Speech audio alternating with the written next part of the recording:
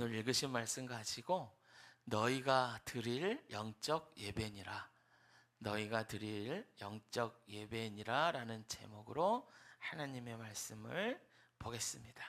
할렐루야. 자, 이제 저 보시고 이제 같이 집중해서 말씀 들읍시다.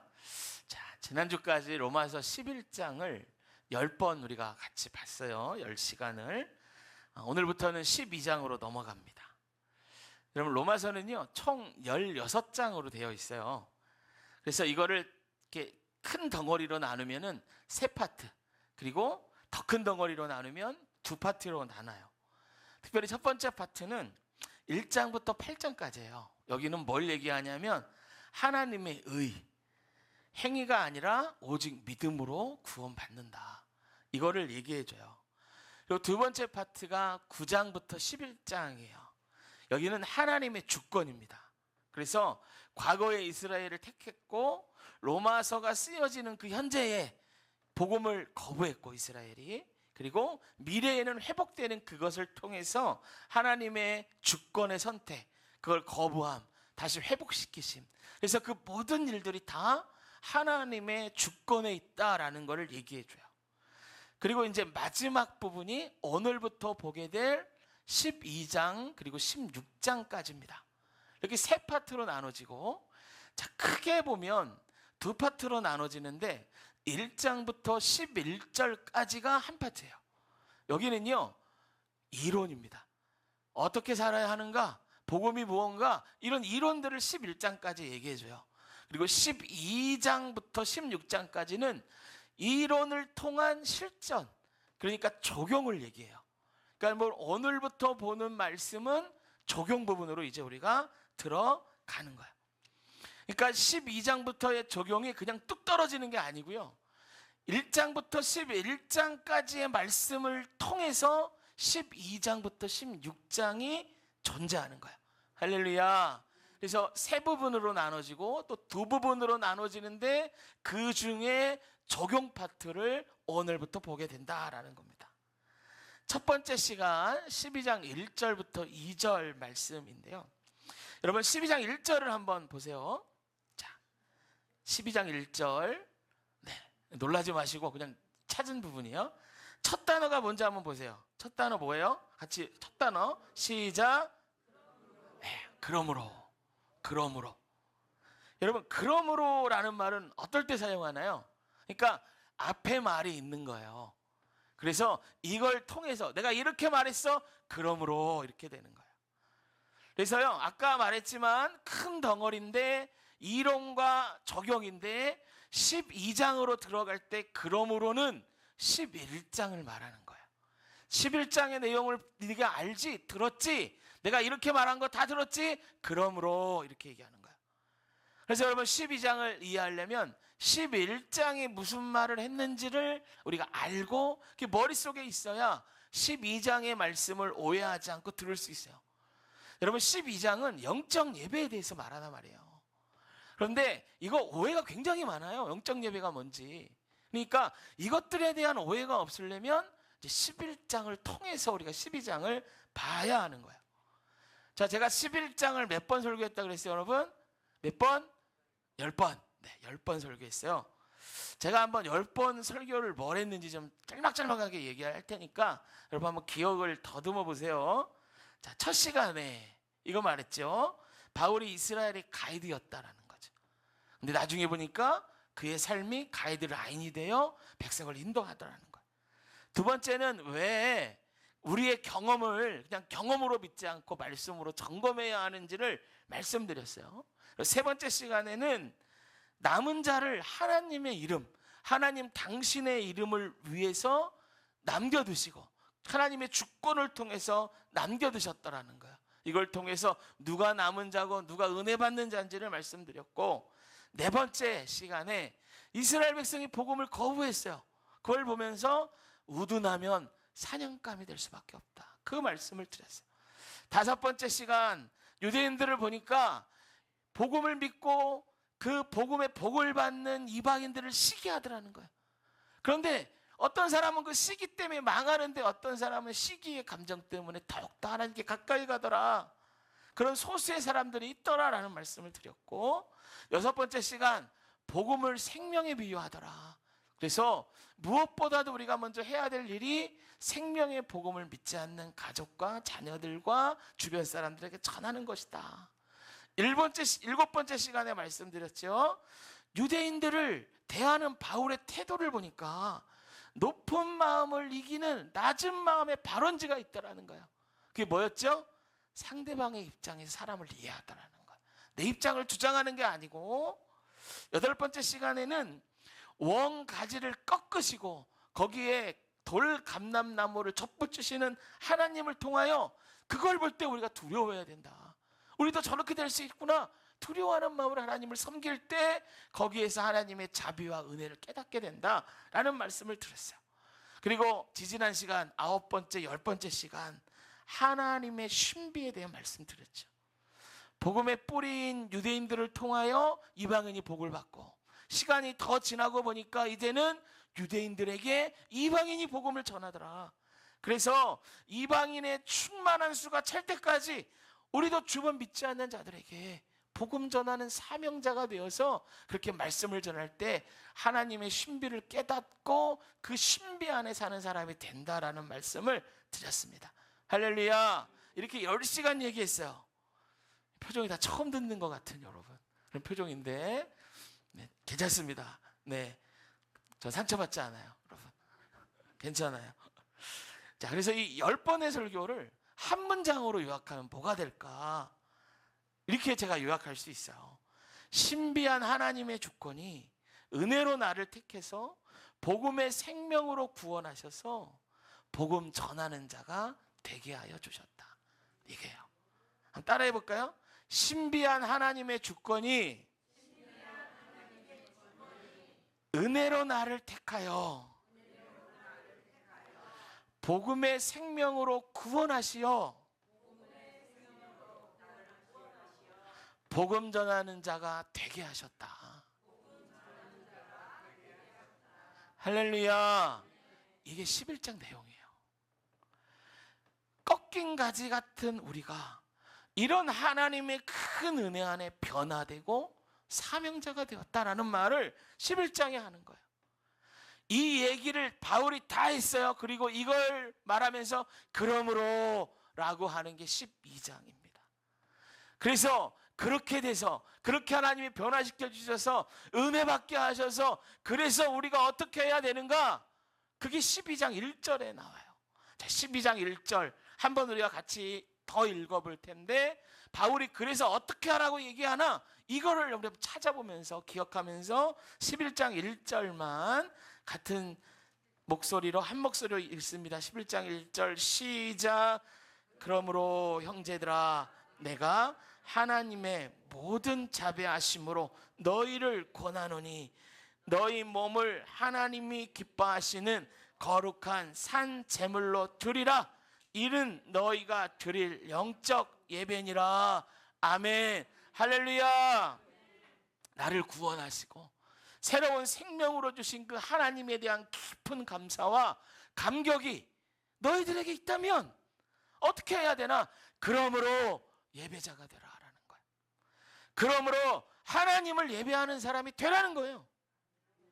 여러분 11장은요 모든 사람이 다 그 하나님의 은혜, 모든 신자가 다 있고, 그렇다면 12장으로 넘어가면서 모든 사람이 다 뭐가 돼야 하나?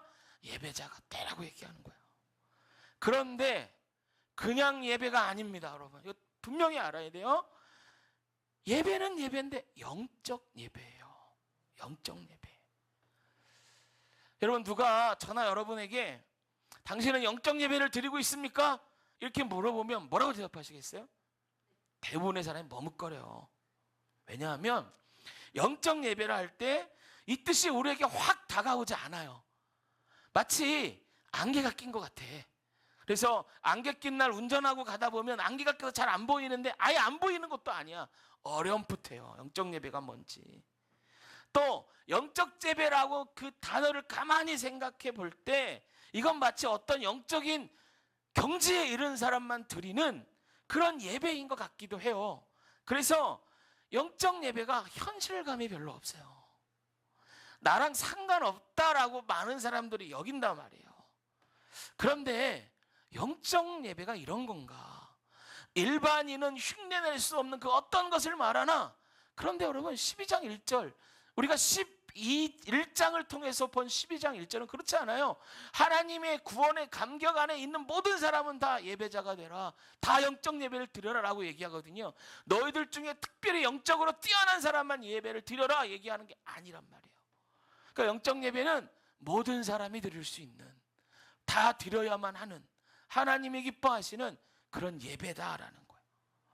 그러면 영적 예배가 과연 뭘까? 그럼 예배라는 걸 우리가 생각해 봅시다. 어떻게 예배하는 게 하나님 기뻐하시는 예배인가? 제가 교회학교 사역할 때 아주 독특한 선생님이 한 분 계셨어요. 예배 시간에 애들이 막 떠들잖아요. 이제 이분이 부장선생님이었을 때였던 것 같아요. 근데 아이들이 한 몇백 명 있으니까, 그리고 막 교사만 한 50명 정도 되니까 굉장히 큰 거죠. 제가 거기서 이제 사역을 할 때 이 부장선생님이 애들이 떠드니까 생각한 거예요.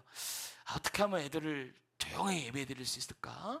기도할 때 기도 잘하게 할 수 있을까? 그러다가 방법을 생각해낸 게 뭐냐면, 예배 잘 못 듣는 애들 바늘로 찌르는 거예요. 살짝 까가지고. 특별히 기도할 때 눈 뜨는 애들, 뭐 장난치는 애들 여지없습니다. 근데 몰래 가서 바늘로 콕 찌르고 와요. 찔리는 애들은 어때요? 따끔하면 깜짝 놀라는 거예요. 막 떠들다가도, 그래서 이 선생님만 곁에 오면 조용해요. 근데 이 선생님이 이제 효과가 있다고 생각하셨던지 시간이 지나고 나서는 떠드는 아이만 찌르지 않아요. 기도 시간에 이렇게 보다가 자기 기준하고 틀리고 자세가 바르지 않다고 생각하면 막 찔러요. 예를 들면 무릎을 안 꿇었네? 가서 찔러. 손을 모으지 않았어? 그럼 가서 찔러. 그럼 막 여지없이 찔려요. 근데 찔리는 애들 입장에서 보면은 기도하고 있는데 찔려. 그러니까 어떤 애들은 내가 왜 찔렸지 그걸 몰라요. 그러니까 이 선생님이 곁에만 오면 긴장하는 거. 나중에 기도하는 애들이 너무 공포스러우니까 어떻게 하냐면, 한쪽 눈은 감고 한쪽 눈은 뜨고 이렇게 기도하는 척하면서 선생님이 오나 안 오나 보는 거. 얼마나 애들이 떠들었으면 선생님 그랬나 생각도 들지만, 생각해 봅시다. 무서워서 꼼짝도 못하고 떨면서 하는 예배가 영적 예배일까? 그렇지 않죠. 여러분, 근데 많은 사람이 이런 모습으로 하나님 예배해요. 바늘로 찌르는 사람을 하나님으로 생각해요.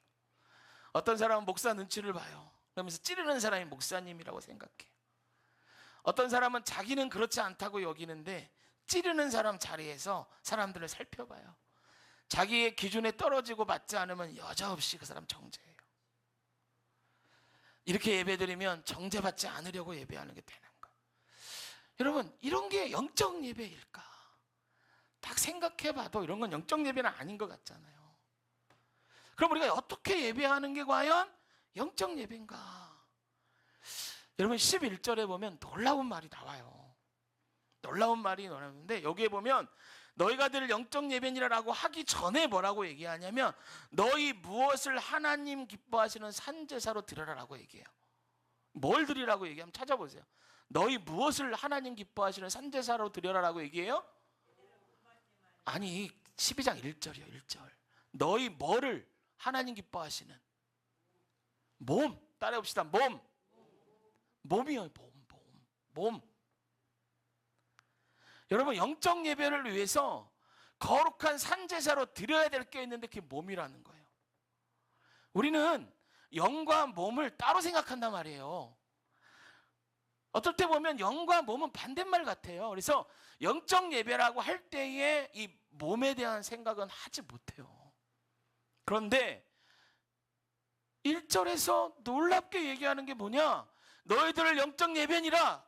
그러면 영적 예배가 뭔가, 어떻게 드리는 게 영적 예배인가 할 때 그 앞절에서, 앞 9절에서 설명하는데, 너희 몸을 거룩한 산제사로 드려라라고 말한단 말이에요. 아니, 어떻게 영적인 걸 얘기하는데 몸에 대해서 말을 하는가? 몸과 영은 분리되지 않는다라는 걸 얘기하는 건가?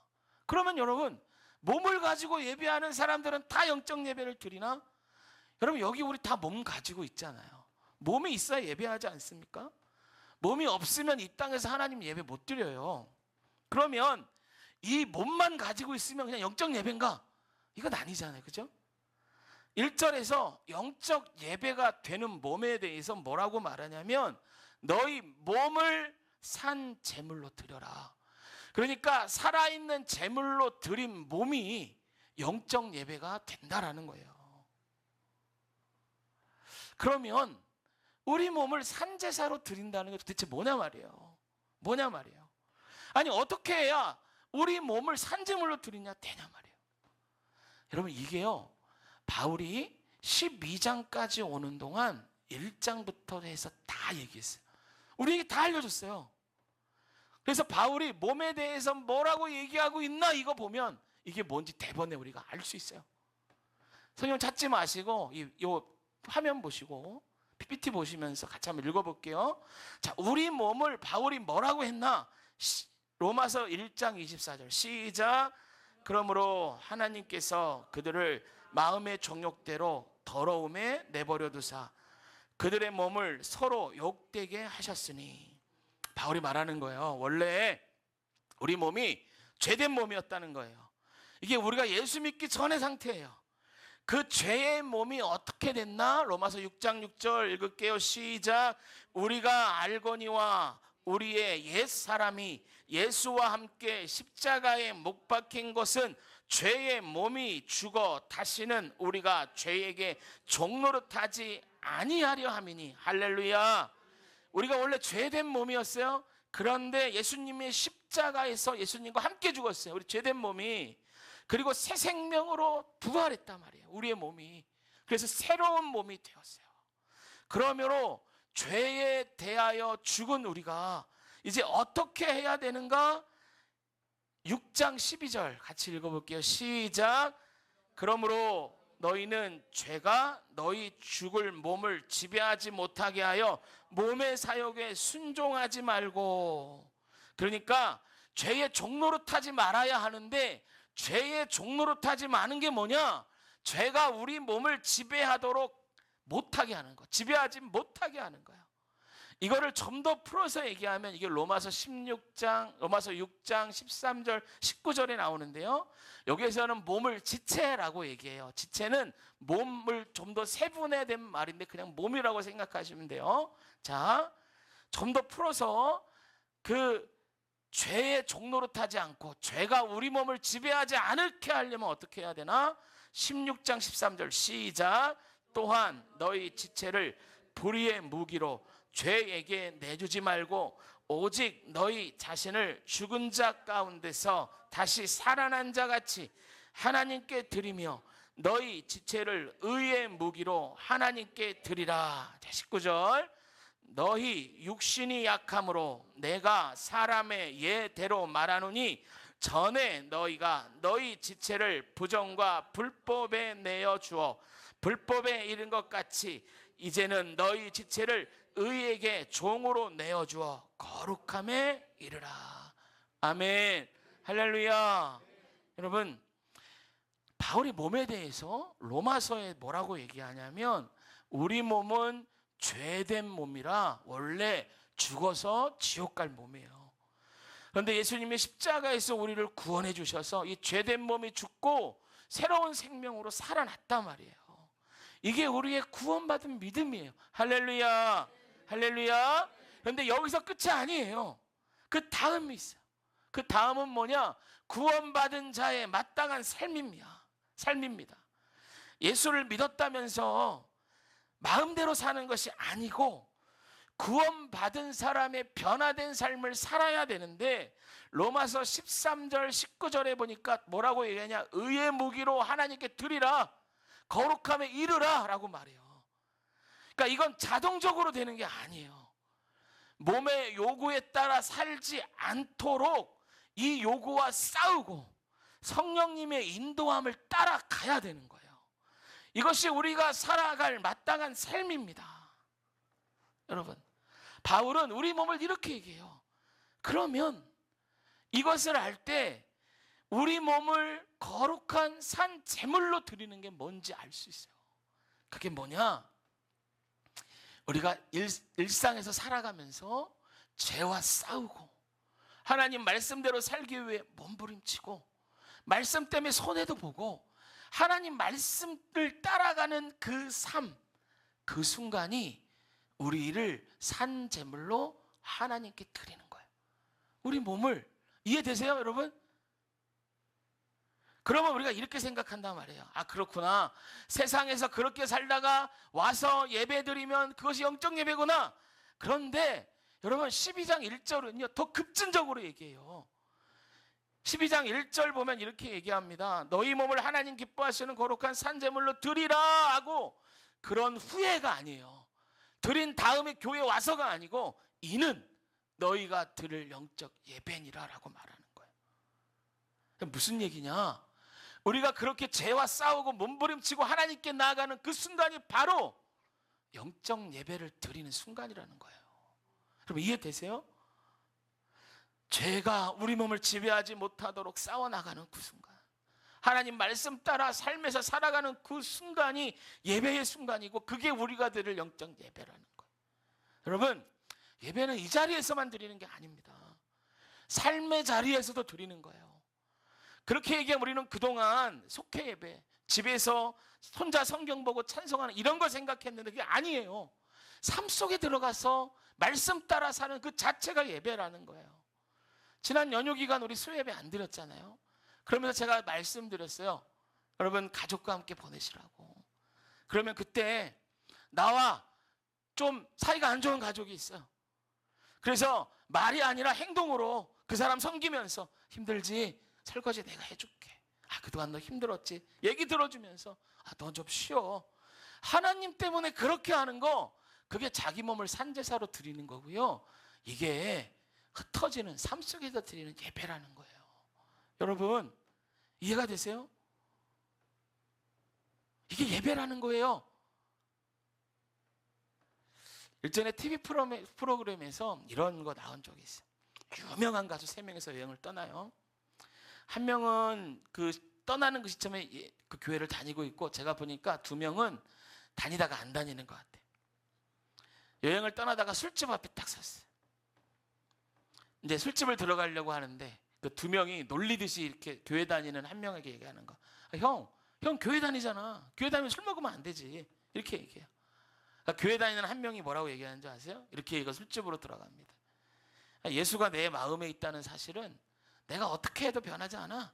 그러면서 술집에 들어가서 진탕 술을 마시는 장면이 TV에 나왔어요. 여러분 이게 뭐예요? 영적 예배가 없는 삶입니다. 영적 예배가 없는 삶이에요. 성경은 그렇게 얘기하지 않아요. 너희 몸은 하나님의 성전이다. 왜? 성령님이 너희 안에 거하시기 때문이다. 그러므로 너희는 거룩해야 된다. 거룩함을 지키기 위해 몸부림치는 그 순간이 영적 예배의 순간인 거예요. 그런데 그렇게 세상에 따라가게 되면은 하나님 말씀과는 전혀 다른 삶을 살게 되고, 이런 사람들은 삶에서 한 번도 영적인 예배를 드려본 적이 없는 거예요. 그러니까 믿음이 힘이 없죠.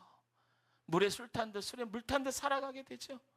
분명히 교회는 다닌다고 하는데 믿지 않는 사람과 삶의 변화가 없는 거예요.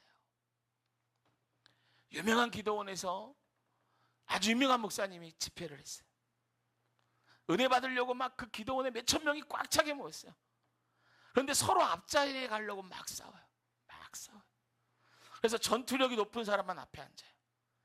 사람들이 옮겨간 자리를 보면 막 쓰레기장을 방불케 해요. 질서가 없어요. 예전에 어떤 신문 기자가 기도 열심히 하고 찬양 열심히 하는 교회라고 와서 예배드리고 취재하려고 온 적이 있어요.